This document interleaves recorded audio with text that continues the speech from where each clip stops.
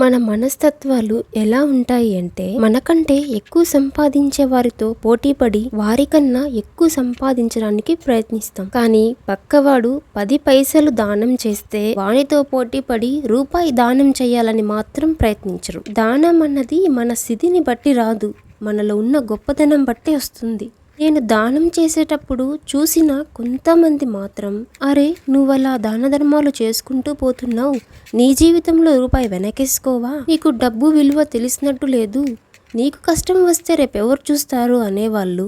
అలాంటి వారికి చెప్పడానికి నా దగ్గర అసలు సమాధానం లేదు. ఎందుకంటే కొంతమంది మూర్ఖుల్ని మనం మార్చలేం. అటువంటి వారికి ఎదుటి వాళ్ళు పడుతున్న కష్టాన్ని అర్థం చేసుకునే మనసు లేదు అని నా అభిప్రాయం. ఎవరో ఏదో చెప్పారు కదా అని నాకున్న క్వాలిటీస్ని నేను చేంజ్ చేసుకోను. నాకున్న దానిలో హెల్ప్ చేయడం అస్సలు వదులుకోను. ఎందుకంటే మనం మంచి చేస్తే తిరిగి మనకు మంచే వస్తుంది.